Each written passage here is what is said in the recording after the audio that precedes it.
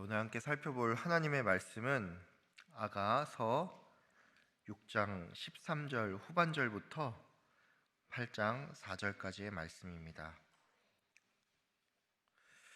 구약 965페이지쯤에 있습니다. 아가서 6장 13절 후반절부터 8장 4절까지 말씀입니다. 하나님의 말씀을 제가 읽겠습니다. 너희가 어찌하여 마하나임에서 춤추는 것을 보는 것처럼 술람미 여자를 보려느냐? 귀한 자에 따라 신을 신은 내 발이 어찌 그리 아름다운가? 내 날적다리는 둥그러서 숭늉공의 손이 만든 구슬꿰미 같구나. 배꼽은 섞은 포도줄 가득히 부은 둥근 잔 같고 허리는 백합화로 두른 밀단 같구나. 두 유방은 암사슴의 쌍태 새끼 같고 목은 상아 망대 같구나.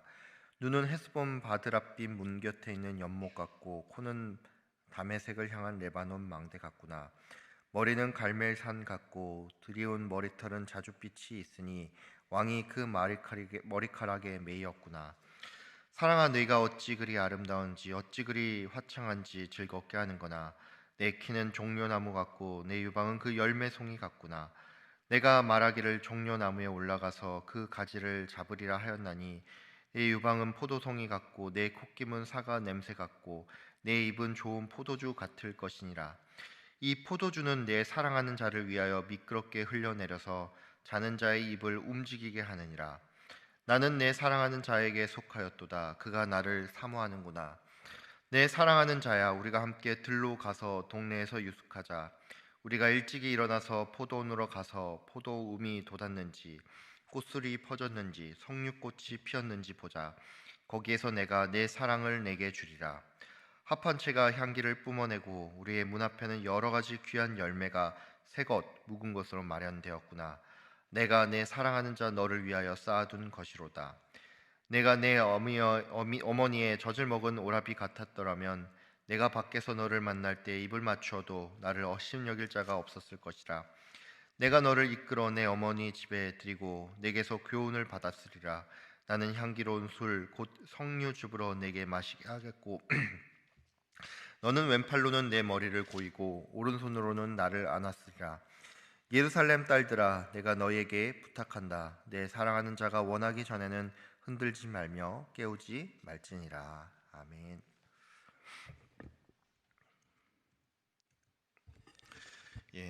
오늘은 사랑의 콩깍지라는 제목으로 함께 말씀을 나누도록 하겠습니다. 어제 우리는 술람미 여인을 바라보는 이 솔로몬의 시선과 감탄을 통해서 예수 그리스도께서 얼마나 이 교회를 사랑하는지를 알아보았습니다. 사도신경에 보면은 교회를 거룩한 성회라고 부르죠. 이 교회가 거룩한 것은 성도 자체가 고귀하거나 거룩해서가 아니라 예수님께서 우리를 그렇게 보아주시기 때문이며 이에 성도로서 마땅한 반응은 예배라고 어제 배웠죠. 오늘은 그 이후의 내용을 좀 볼 텐데 술람미 여인을 향한 이 솔로몬의 칭찬은 7장에서도 계속 이어지는데 이게 1절부터 9절까지의 내용입니다. 남자는 먼저 이 여인이 귀한 자의 딸과 같다라고 말을 하며 여인의 발부터 시작해서 다리, 배꼽, 허리, 가슴, 목, 눈, 코, 머리카락에 이르기까지 즉 그의 시선을 아래에서부터 위로 옮겨가며 이 여인의 아름다움을 노래했습니다. 이 술람미 여인의 아름다움에 대해서 남자가 감탄을 표현하는데 이 표현에 있어서 조금 특이한 점이 있다면 정말 하나하나 비유를 하면서 그 모습에 감탄을 한다는 것이죠. 여러분 한번 생각해 보세요. 이 세상에 보면은 예쁘고 잘생긴 사람들이 많죠. 당장에 TV만 틀어도 이 예쁘고 잘생긴 연예인들이 나오고 이렇게 강단에서 설교하는 저도 처음에는 조금 이상해 보였는데 자주 보다 보면 생각보다 볼만하다는 그런 착각을 여러분이 한다는 것이죠. 우리는 보통 어떤 사람의 외모에 대해서 말을 할 때 정말로 아름다운 사람이 있으면 와, 저 사람 정말 예쁘다 뭐 이렇게 말을 하거나 아니면 와, 저 남자 정말로 조각미남 같다 이렇게 한마디 정도로 말을 하지 우리가 무슨 성형외과 의사도 아니고 그래서 굳이 조목조목 이목구비를 다 따져가면서 이렇게 말을 하지는 않습니다. 물론 우리가 어떨 때는 이 사람의 외모에 있어서 특징적인 부분을 말할 때가 있죠. 뭐 예를 들어서 저 사람 눈매가 참 선하게 생겼다. 뭐 이런 말을 한다든가 저 여자분 몸매가 참 예쁘네. 뭐 이런 말을 할 때가 있기는 합니다. 근데 여러분 오늘 이 본문을 보면은 솔로몬이 신을 신은 여자의 발이 예쁘다고 하는가 하면 넓적다리와 배꼽이 예쁘다는 이런 말까지 하는데 이게 우리의 입장에서 볼 때는 다소 좀 과하다는 그런 느낌을 받을 수가 있습니다. 여러분, 솔로몬은 왜 이 술람미 여자의 아름다움에 대해서 그의 몸 하나하나를 다 지켜 세우면서까지 이렇게 감탄을 하는 걸까요? 술람미 여자가 세상 그 어디에도 없는 정말로 완벽한 아름다움을 가지고 있기 때문에 그런 걸까요? 사실 저는 그렇다고 쳐도 조금 이해가 안 됩니다. 도대체 사람의 발이 얼마나 예쁘면 맨발도 아니고 신발을 신은 그 발이 예쁘다는 건지 이게 대체 무슨 말인지 저는 잘 모르겠습니다. 사람이 다 신을 신고 있죠.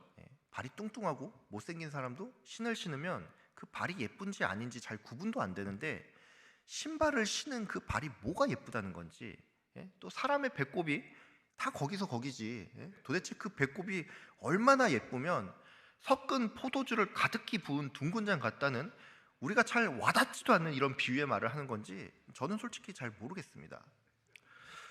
여러분 이 술람미 여인이 객관적으로 정말 너무나 아름다워서 솔로몬은 이렇게 감탄을 하는 걸까요? 그렇지 않습니다.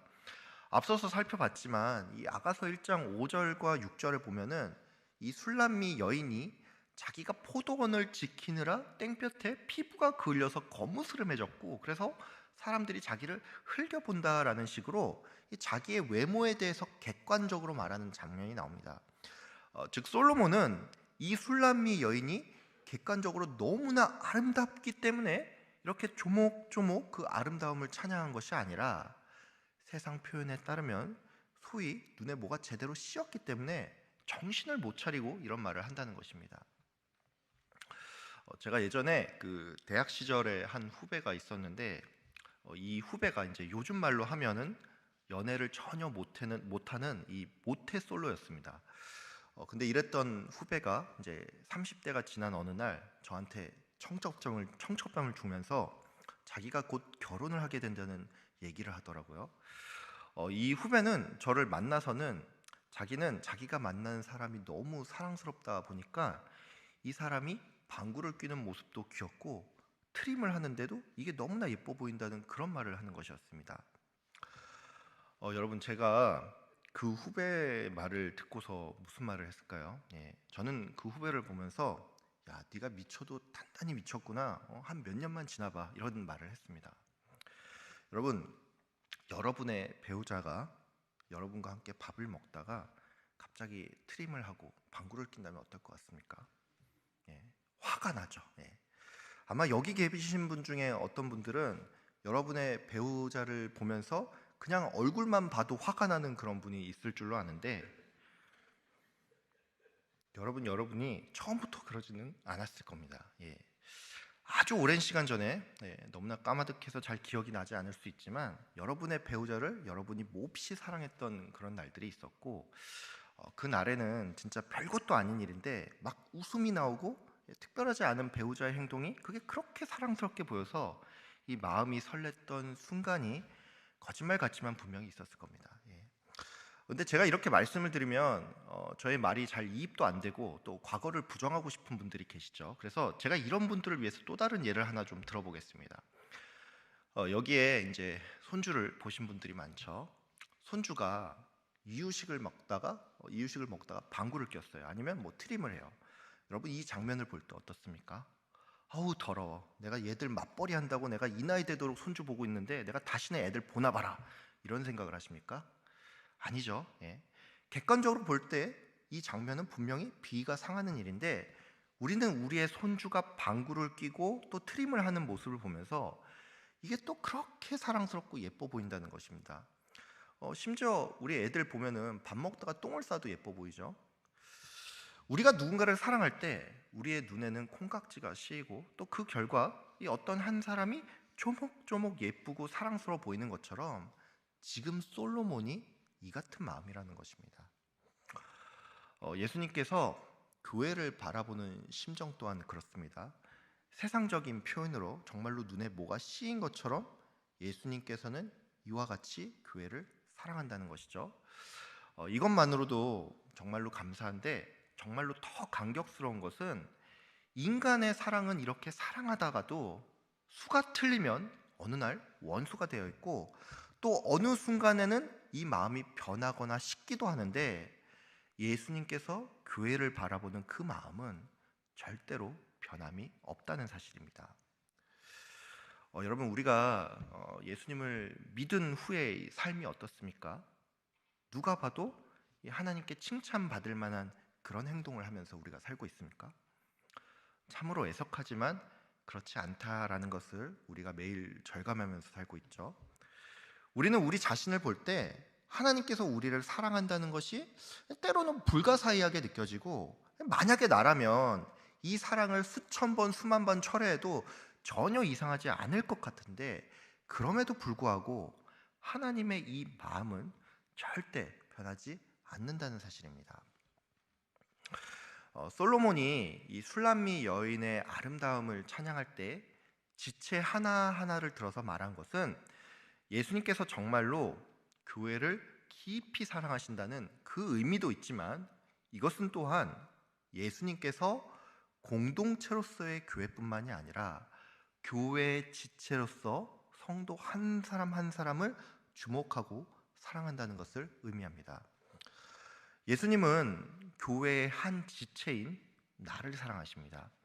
여러분, 한 사람 한 사람의 이름을 주님께서 알고 계시고 그 이름을 당신의 손바닥에 새기시며 우리를 바라보고 계십니다.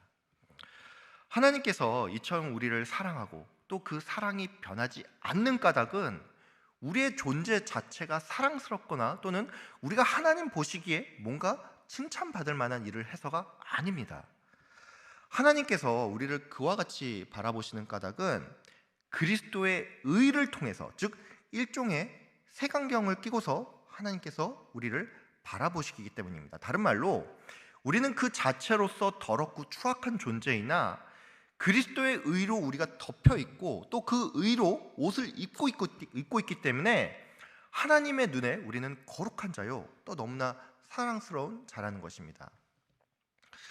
이 하이델베르크 유리문답 60문에 보면은 비록 내가 하나님의 모든 계명을 크게 어겼고 단 하나도 지키지 않았으며 또 여전히 모든 악으로 향하는 그 성향이 있다고 나의 양심이 나를 고소하지만, 하나님께서는 마치 내가 전혀 죄가 없고 또 내가 죄를 짓지 않는 것처럼 보아주시며 그리스도께서 나를 위해 이루신 모든 순종을 마치 내가 직접 이룬 것처럼 여겨주신다라는 이런 말이 나옵니다.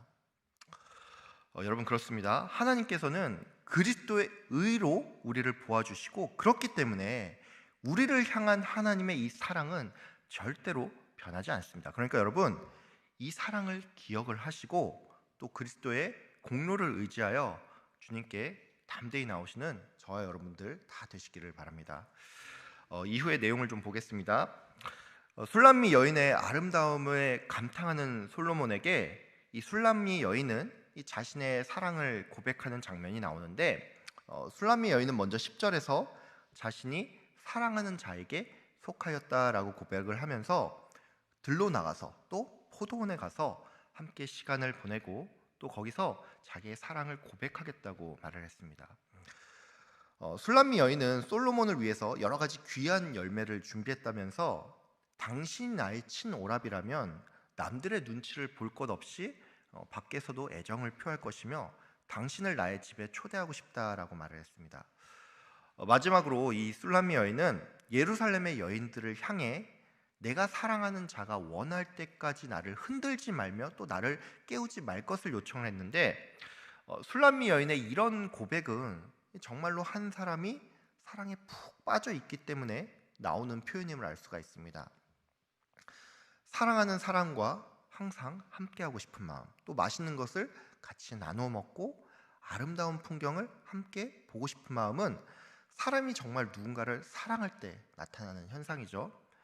사람들의 눈치를 생각하지 않고 애정을 표현하고 싶은 마음, 또 마치 내가 지금 꿈속에 살고 있는 것처럼 기분 좋은 상태라서 이것이 깨지지 않기를 바라는 마음도 역시나 사랑에 빠진 사람에게만 나타나는 현상입니다.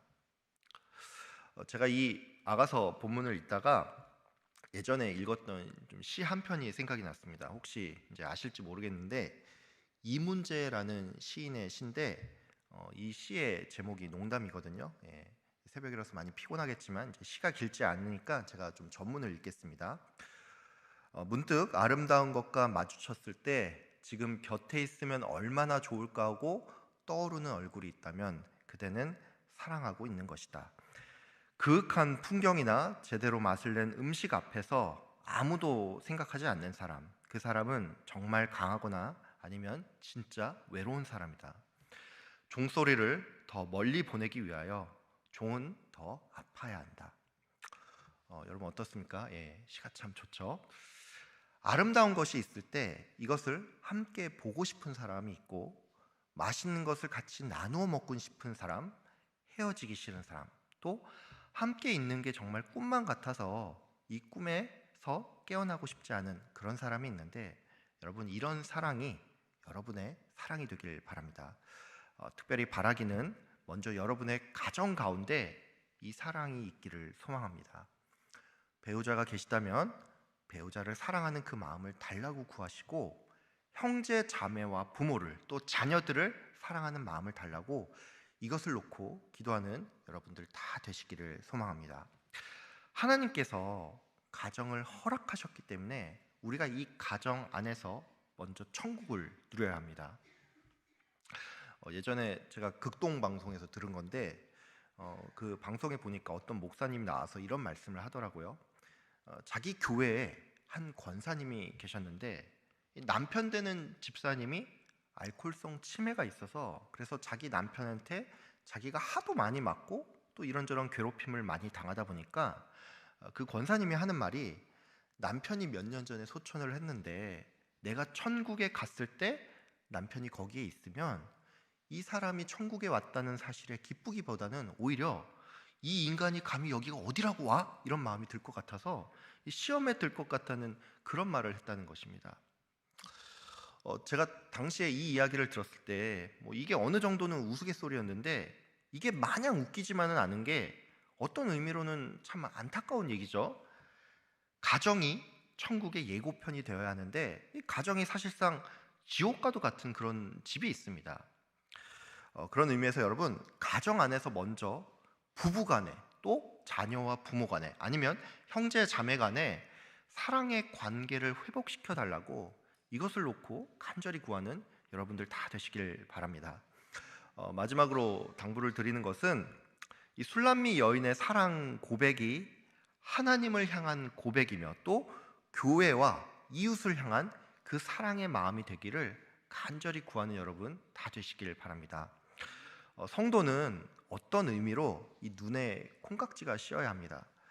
일반적인 경우에 우리의 죄악된 본성은 나 자신만을 향하게 되어 있습니다. 쉽게 말해서 나를 사랑하고 나의 유익만을 생각한다는 것이죠.